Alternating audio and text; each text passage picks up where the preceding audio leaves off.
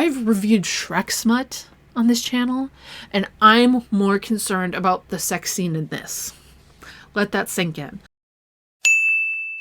So we're back with another real person fiction book, this time not Stray Kids. Shock. Don't worry, there's more to come with that. Today we're here to talk about If Not For My Baby by Kate Golden. This is a Hozier inspired romance story. This is like a decently reviewed book too. This is sitting at just around a little under 4 stars, and a lot of anything below 4 stars is just, hey, this is creepy and this is real person fiction and I don't fuck with that. I understand where they're coming from on that with the reviews, but let's talk about it. Let's read the synopsis. What's this book about? Let's learn. Clementine Clark isn't looking for love. Growing up with a single mom who weeps over a new guy each week tends to have that effect on a girl.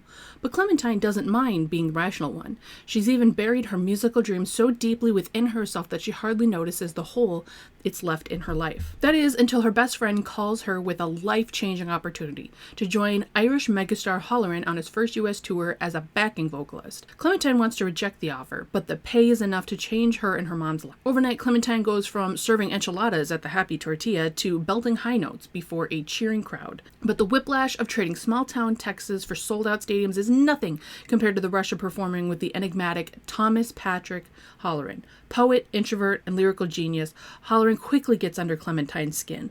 The two couldn't see the world more differently, and yet over the course of the next 8 weeks on tour, the romantic rock star might just strike an unforgettable chord with Clementine. But will it be enough for an encore? If Not For My Baby, everyone. I'm obsessed with musician romances. I eat them up. Like I said in other videos, I used to be a musician. I studied music in college. I went to contemporary music college. So like this kind of stuff, I eat it up. It's so good. Like gimme, gimme, gimme. But there's a line, and I fear this one's crossing a lot. Because unlike the other books that either had off-page, like together time, or like very vague details, like Falling in Love in Korea gave like no details whatsoever. This one goes into pretty deep details on the romantic scenes. So as this is a contemporary romance, anytime you look something up about this book, all you get are the tropes. So if you're a tropes person, let me run through them real quick to see if this is something you're interested in. So the tropes that I commonly see are age gap, musician / backup singer, he falls first / yearning, found family vibes, forced proximity, chronic illness representation, specifically for fibromyalgia, and everyone's personal favorite, get your hands off her. We love a man who yearns, and we love a man who defends his woman. Like I said, I love me a good musician romance. And I feel like this one does a really interesting job of bringing an introvert into the mix, someone who is like got this air of mystery, because Tom, who is Hozier, is constantly back in the bus in his section. So like if I understand how the bus works, it's the front is the lounge, then it's the bunks for like the singers and the musicians, and then the back portion is for Hozier himself. So he's constantly back in his like bedroom essentially, because he's very much an introvert. He doesn't do crowds very well. He doesn't like being at parties. He doesn't like socializing as much. And like it's shown a few times where like the band will go out and he will just stay back. Like for example, when the romance sort of started with Clementine and Tom, she comes back and he's actually in the lounge and she's like, oh, I didn't think I'd find you out here. He does go into the communal spaces, but it's more just like, I need tea. No one else is here. There's like 2 people, which is odd with your band. I feel like you'd be closer with them than he is. Like they're all like they get along. Not all of them are friends, and I will touch base on that soon. But it's very interesting how they portrayed this introvert as someone who just hides in the back and reads, and basically is yearning from afar for the most part, because he doesn't really hang out with the group. But I love it. Another thing I really liked about this was the chronic illness representation with Clementine's mom. She has fibromyalgia, and Clementine has basically become her caretaker throughout her life, between her mom's romance and her romantic life and dealing with the flare-ups and whatnot. She is working to try and get her mom on this clinical trial that could change her life, and how her flare-ups end up happening, which is why Clementine ends up going on tour with Hozier, is because the amount of money that she would be getting from this would be enough to pay for that clinical trial and they wouldn't have to worry. She wouldn't have to save up for months and months and months and months and months. It would be one-time payment. We got the money. So that's initially why she takes the job. But it also does a really good job of showing how being a caretaker can change the trajectory of someone's life. Clementine was always wanting to be on stage, wanting to be on Broadway.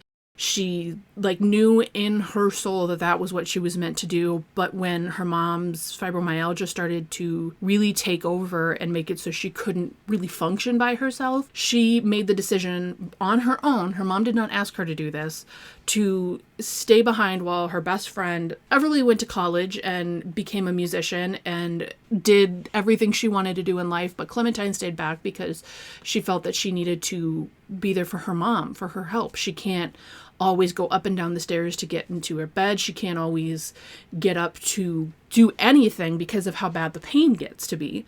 So I think it does a fantastic job of showing how quick plans can derail in life when it comes to a chronic illness that is taking over a loved one's life. But it's really important that we know that her mom does not really approve of this. She does at one point. We're gonna have spoilers in this, by the way. I should make that a statement. I should have done that before. Clementine's mom said, hey, you really should just go out and live your life because you really have no life right now taking care of me. You go to work, you come home. You go to work, you come home. You're not doing anything that you wanted to do in life. And do not let me be the reason you end up staying behind. That's a really eye-opening moment for Clementine where she's like, my life isn't just about being a caretaker. I have needs and I have dreams that I need to take care of. And I can always take care of my mom.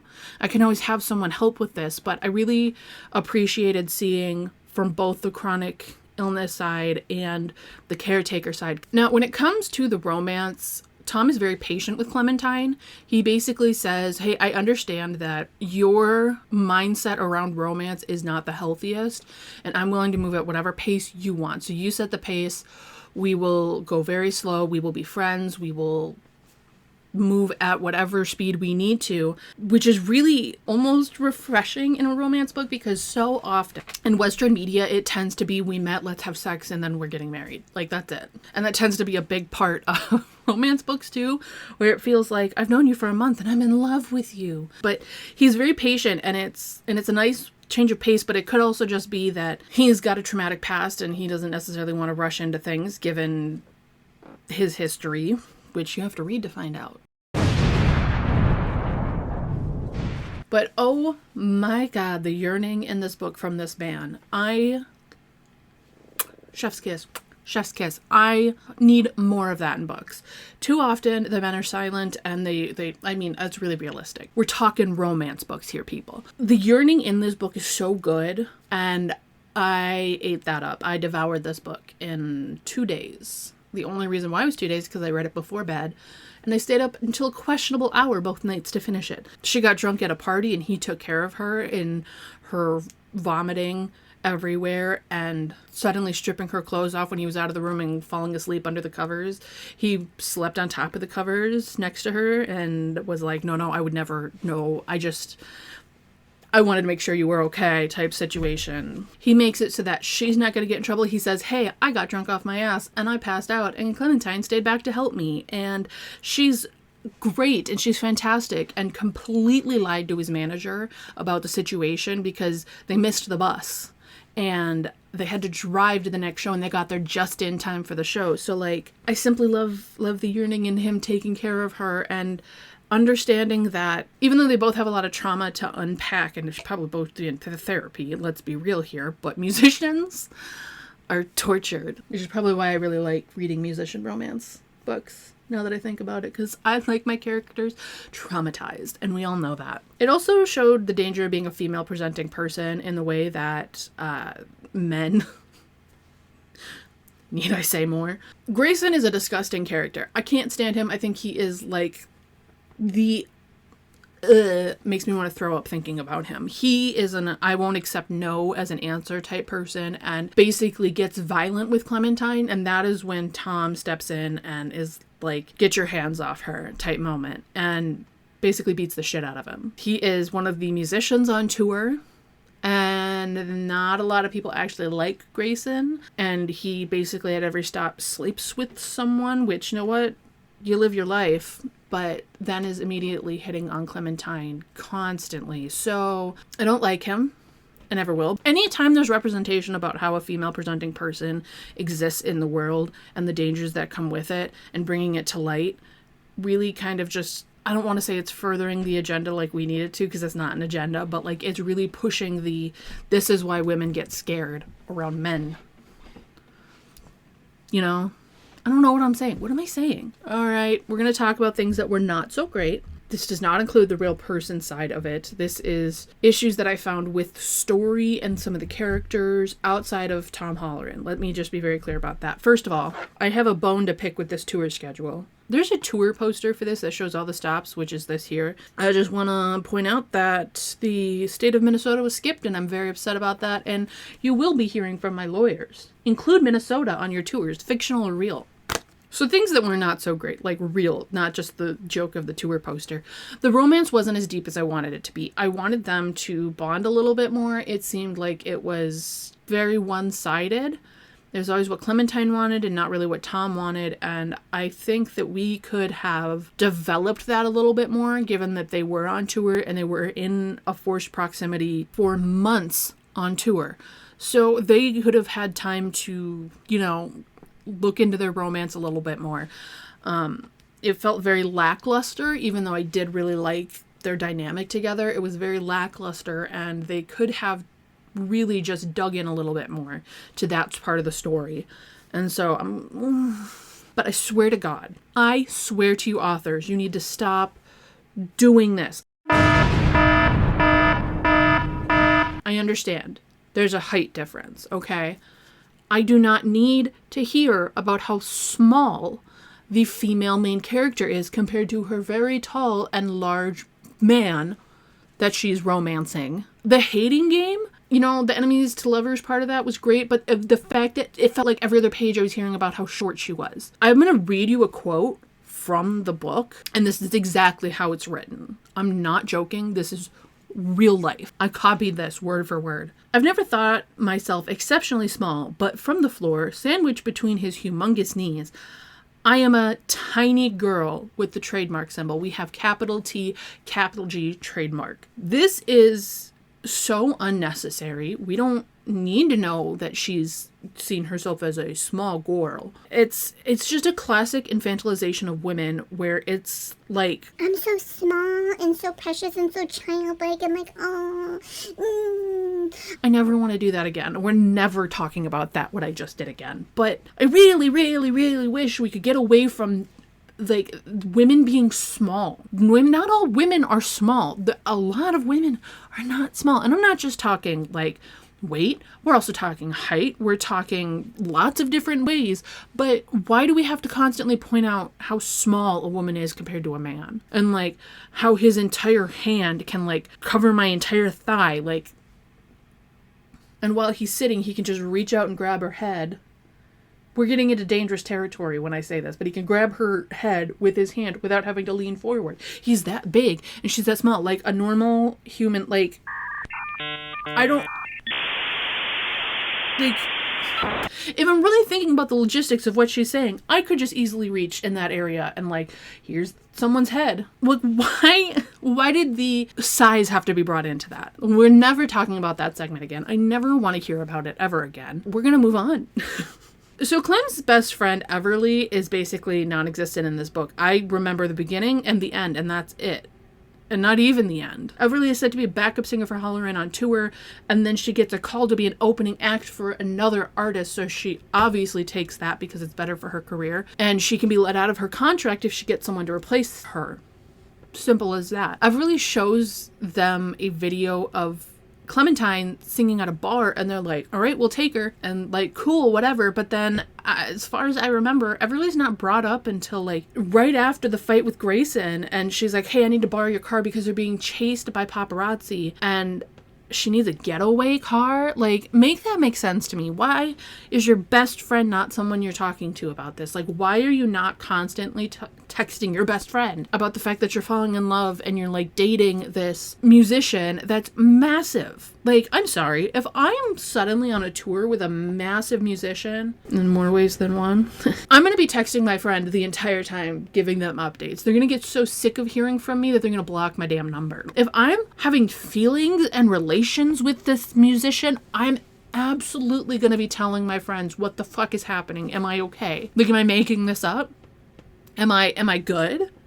I'm not going to go radio silent on them. They're going to know. They're going to know quick. And they're going to know a lot. Another thing that kind of bothers me, now we're going to go into more of like Clementine's character a bit. There were a few things that irked me just a little bit. Clementine's a fucking musical prodigy. She learns the backing vocals like on a flight or a bus ride or like whatever transportation she takes to get to the tour. She learns everything. She knows all the harmonies, she knows all the words in a very short amount of time. And she's not a hollering like big mega fan that she would know that. Like, if Taylor Swift said, hey, we need a backup singer, I'd be ready to go. You wouldn't have to like whatever. That's never gonna happen. But you know, dream big, kids. So the fact that she's not a fan, I could not get a phone call and say, hey, we need you on tour for Hozier. And then I'm like, I've never fucking heard more than one song of his. Like, what do you mean? I'm not going to learn it in like 2 days. But she gets it 2 days. She gets on stage immediately and she's performing. Like, she practices in the hotel rooms and she's practicing when she can. So like that part I really understand. I really get that because you practice when and where you can as a musician, especially on the road. I used to practice when I was driving to and from work, and while that probably wasn't the healthiest way to do it or the safest, I did what I could when I was practicing music and performing. So I really understand that, but it goes so perfectly and like there's no rehearsal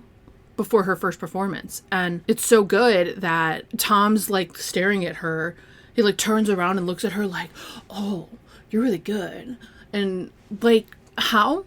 Excuse me? I don't agree with that at all. Clementine also sabotages basically everything that happens to her. She chose to stay home from college, which I totally understand. She wanted to take care of her mom. She felt that it was her duty to take care of her, but she sabotaged those chances. She sabotages any chance for romance. She uses one of her really good friends as like this stand-in for just whatever, the friends with benefits. Let's just put it that way. And he doesn't want that.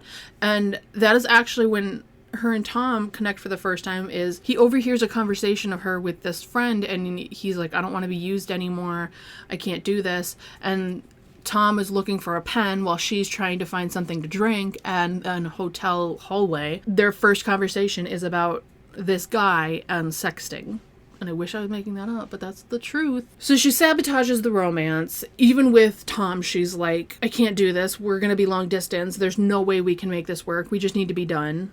Whatever. She sabotages jobs for herself. She could do so much with this career in music, and she's just not gonna go do it. She's putting herself back in the box of needing to be home to take care of her mom. She's not chasing something she's clearly really good at, that she could be really established in. She gets offered an audition for like a musical, I think it's Broadway, and while it's okay, you're gonna be chorus, it's still a great chance. She was offered a chance to audition for this and she wouldn't go because she couldn't. Someone's gonna say, hey, here's sign up for this audition, like we'll get you in so you can get your feet in the door. You take that and run. You don't just go, sorry, I don't think I can. And the thing that bothers me the most is that when it came down to it, when that third act breakup happens, Clementine didn't even fight for them.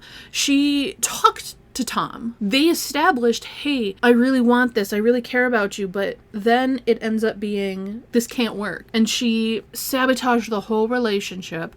They go their separate ways at the end of tour. And had band and the other backup singer not come together to fund a plane ticket for her to go to Tom's home in Ireland, I highly doubt she would have made the step to further their relationship or ever talk to him again. While he had a bag packed to go to her, I don't think she ever would have committed to this relationship if she didn't get kicked by other people. Had her mom not said, what life? You don't have a life here. You need to go live your life. You can't live it based off of me. Go live your life. I don't think she ever would have to. Other people have to make the decisions for her, and I think that a little demeaning. Now, remember when I said this is an age gap romance? Yeah, that's brought up one time.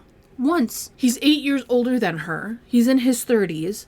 And the only time it was ever brought up was when they were, like, about to make out. And she's like, I don't care. I make my own decisions. I'm a big girl. I hate when that's used in a romantic setting. I'm a big girl. Once again, an infantilization of women, but, you know, that's a separate argument for a different day. But it's weird that it's never brought up again. Like, no one's seeing this as weird, and I don't know that it is weird, but it's like, why bring that into the story if it's not going to be important, you know? I don't understand bringing in that detail right as they're about to start that romance, and they're like about to make the flame bigger.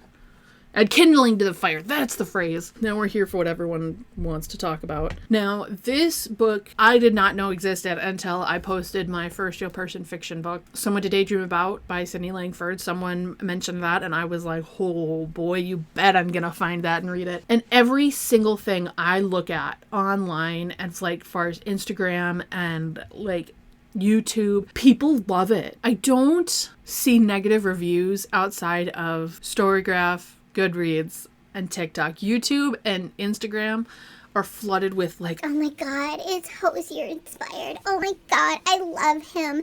I'm just gonna read this and it's gonna be so good and all this stuff. And like, yeah, the book's pretty good. I really liked it, but at the same time, how are we excusing the real person fiction side of this? From what I understand, there were TikToks, there were Reels, there were promotion of this being Hozier inspired. I could not find any of the videos. It seems that the author has deleted them. Another situation of this is exactly the likeness, the exact personality that we're aware of this person. You could have taken, and we'll go through the similarities here in a moment, anything about this person. You could have taken that they're just an Irish musician and use it that way. Or you could take the lyrical side of it, because the lyrics of Holleran's songs are spread throughout the book. You could use that he's very intentional with his lyrics, and I don't know, the whole private person side of it. Like, there's a lot of different directions you could take this, but again, we're taking the entire likeness of someone, changing just the most microscopic parts of the story and then using it that way, which I don't quite understand how someone can come up with this and not see that as a problem. The thing that really gets me is that from what I've learned in my research, Hozier's a very private person. There's not a whole lot about his personal life out there. I used the great source of Wikipedia in my 20 minutes of research to learn about him. The Wikipedia page is very short, other than discussing his music and awards and like things that are public. There's not anything about personal life. There's not a whole lot about his young life. We don't know much about him, and that is just on a very surface level. I'm not talking, oh, he said this in an interview one time, and oh, I know this because he said this at a concert. I'm not looking into those details when I don't know them. I want to see what is very obvious with the public and what someone who is not a super fan is going to know. This isn't like Stray Kids where I like super into them, or Taylor Swift where I'm super into her music. I'm going in just knowing that this is a real person fiction book and seeing how much it creeps me out. So the thing that really got me was the dedication was a little interesting to me. This is how it reads. An enormous thank you to the inspiration behind If Not For My Baby. Your music has moved me in a way very few things in my life tend to. They don't name Hozier specifically, but like, look at the cover and look at him.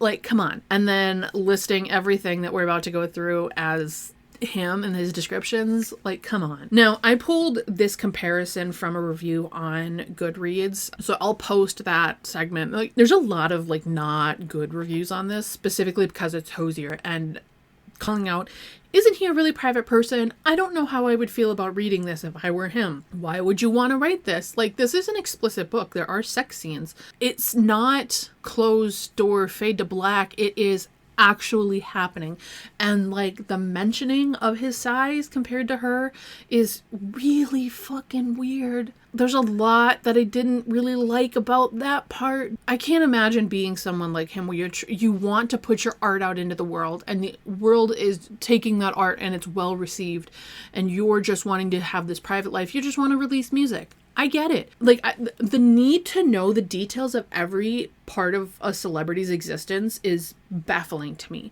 I don't know why we need to know that stuff. Like, how would you feel if someone pried into your life or wrote this explicit story about you and people are daydreaming about it? Especially a published version. Again, I'm not saying you can't write this stuff for like AO3 or fanfiction.net, Tumblr, whatever. Go live your dreams, besties. Stop publishing it. Anyway, let's go through the list of comparison. Okay, so the comparisons include both are singers. Hozier is on album 2 and working on 3 at the end of the book, and Hozier is on album 3. So like the albums sort of line up a bit, which is weird. They are both of Irish origins. Hozier is from, I'm going to say all of this wrong, by the way. I'm not Irish. I'm American in like the strongest possible way, and I'm so sorry about this. Hozier is from County Kerry. Hozier is from County Wicklow. I don't know what the fuck that means, but they're both Irish. They are both very tall. Hozier is 6'6". Hozier is 6'5". Why we gave him an extra inch of height,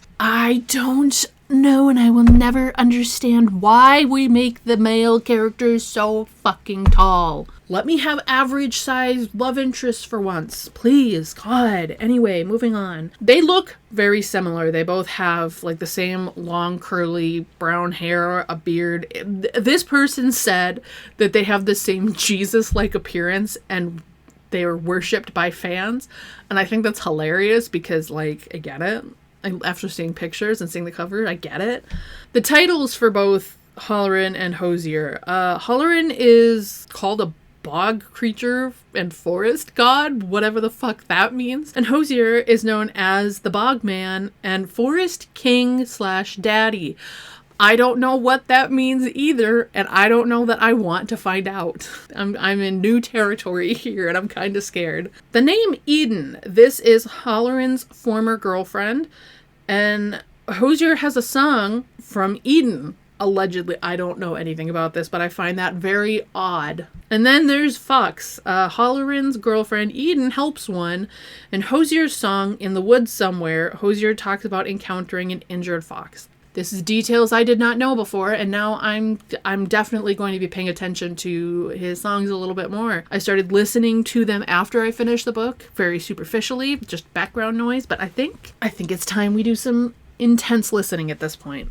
So, like, I don't understand how you can claim to be a fan, use him as promotion, do his entire likeness, and change very minuscule things about him. This is the same thing for every one of these books. We're not changing enough about this character. There's so much you could use and grab onto, and you're just carbon copying the person. If Hozier is as private as my 20 minutes of research has claimed he is, this is a very disturbing level of like disrespect, especially for it to be published and for the author to profit off of on some level. Whoever approved and greenlit this at the publishing house needs to just take a step back and rethink what they're approving. I don't know why we're approving real person fiction, but this one feels even worse because it went through a publishing house. Like the last book I reviewed, Falling in Love in Korea, I'm almost 100% certain that's self-published. I really, really, really need publishing companies and editors and agents to stop greenlighting this stuff because it's opening the door for lawsuits. You're opening the door for just ungodly amounts of angry fans to find you. And while I hope that doesn't ever happen, I don't ever wish that on people. I'm concerned about that. Like the safety of these people on both sides, the safety of the celebrity and their well-being, and the safety and well-being of the author. Because I hate to break it to you all, but there are some fucking crazy fans out there that it scares me the lengths some people will go to defend their celebrities. You know, so the worst part about all of this is that I really enjoyed the book for the most part. I could look past everything that wasn't the real person fiction aspects that I had issues with. I could look past that and I would absolutely recommend this to you. But after learning a little bit more about Hozier, I don't want to recommend this book to anyone. In fact, I really wish this wasn't for sale anymore because it feels like an insane invasion of privacy to have a published sex scene that is basically about you. Not even a fade to black. We have details. I am just so uncomfortable with this. It really, really, really frustrates me that we're here. This came out in 2025. In the year 2025, we are publishing real person fiction at 448 pages, according to Storygraph. Like, why are we publishing this? For me, I gave it 3 stars because, again, while I really liked the story, I liked so much about this story. It was so, like, I hate to say this book was so bingeable. At no point did I feel like I needed to put the book down to take a lap outside of the sex scene, which I've reviewed Shrek smut on this channel, and I'm more concerned about the sex scene in this. Let that sink in. I gave it 3 stars. I loved the story for the most part, but then after learning more about Hozier and seeing how similar they are, Tom Holleran, and I don't even know Hozier's name. What even is his name? Like, I don't even know his name. That's how, like, removed I am from this, and I found this fucking weird. I would not recommend this. I would not give it more than 3 stars, even though I want to give it, like, a 4.5 stars. I'm giving it a solid 3 because I cannot get past the real person fiction aspect, and maybe one day we will. Today's not that day. So if you read If Not For My Baby by Kate Golden, what are your thoughts on this? Are you a Hozier fan? Are you like me and you're just, this is fucked up? We shouldn't be doing this? Leave your comments down below. Let me know if there's more books that you want me to review that are real person fiction. I do have a couple Taylor Swift. I have a couple more Stray Kids. I might dabble in the Harry Styles stuff, but let me know what I should review next. If you have any suggestions, leave a comment down below. Make sure you like, subscribe, follow me on all my socials. They are also linked down below in the description, and I will see you in the next video. Remember, stay safe, stay healthy, stay hydrated, and I'll see you in the next video. Bye!